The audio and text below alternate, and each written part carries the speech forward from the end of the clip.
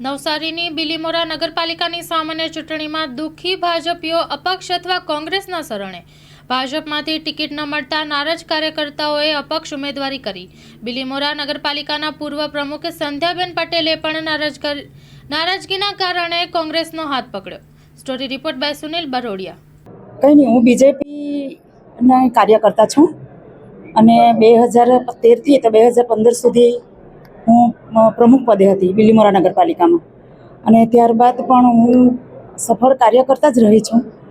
પણ આ વખતે જ્યારે મેં ટિકિટ માગી તો મને ટિકિટ આપવામાં આવી નથી, અને એનું કારણ એટલું જ છે કે ઉપરથી કદાચ એવું જાણવા મળ્યું છે કે આ બેન 2-3 વર્ષથી પાર્ટીમાં સક્રિય ન હતા. તો સક્રિય નહોતી એ વાત બરાબર છે, પણ એની પાછળનું રીઝન જાણવાની આ લોકોએ કોશિશ નથી કરી મારી સાથે, કે મને કોઈ વખત પૂછવામાં નથી આવ્યું કે બેન તમે કેમ નથી આવતા. એટલે આ લોકોએ આ રીઝન કદાચ એ કરીને મને મારી ટિકિટ એ લોકોએ કાપી છે, બરાબર. અને એટલા માટે થઈને પછી મને એવું લાગ્યું કે આટલું આપણે આ પાર્ટીમાં તે ઘસાયા છીએ, કામ કરતા છીએ. અમે 1997થી પાર્ટીમાં જોડાયેલા છીએ, અને ત્યાર પછી બી જો આપણી કદર ના થતી હોય એટલે પછી મેં એવો નિર્ણય લીધો કે મારે અપક્ષ ફોર્મ ભરવું છે. એટલે મેં ગેરહાજર હતી, એનું કારણ મારી હેલ્થ બરાબર નહોતી. મને એક વખત હાર્ટ એટેક આવી ગયેલો, એટલે મેં થોડુંક ડ્રોપ કરી દીધું કે અત્યારે નથી હવે કંઈ કરવું, કે નથી જવું એમ. અને થોડીક સક્રિય થઈ ત્યારે પછી હવે આ લોકોએ મારી સાથે આ વસ્તુ કરી એમ. એટલે મને એ વાતનું દુઃખ છે એમ કે આટલું કરવા છતાં બી જો આવું કરતા હોય તો પછી કોઈ મતલબ નથી ને સાથે ચાલવાનો. એટલા માટે મેં વોર્ડ નંબર 9માંથી અપક્ષ ઉમેદવારી નોંધાવી છે, અને વોર્ડ નંબર 7માંથી મેં કોંગ્રેસનું ફોર્મ ભર્યું છે.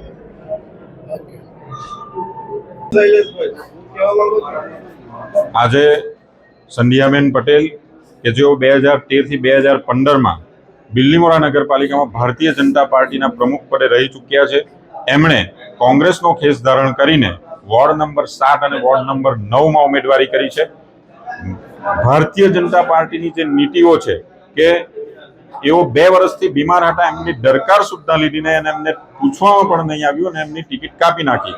મુખ્ય વાત સંધ્યાબેન પટેલે જણાવ્યું કે ભારતીય જનતા પાર્ટીમાંથી લોકો અપક્ષમાં જાય છે, પરંતુ કોંગ્રેસ પાર્ટીમાં આવવાથી ડરે છે, કારણ કે સત્તાધારી પાર્ટી છે, લોકોને ડરાવી ધમકાવીને રાખે છે. પરંતુ સંધ્યાબેને કહ્યું કે મારે મારા કાર્યકરોમાં જે ભય છે એને દૂર કરવો છે. ભયને દૂર કરવા માટે કોંગ્રેસ પાર્ટીમાં જોડાયા છે, અને અત્યારે જે ભારતીય જનતા પાર્ટીમાં અસંતોષ ભારોભાર વ્યાપી ગયો છે.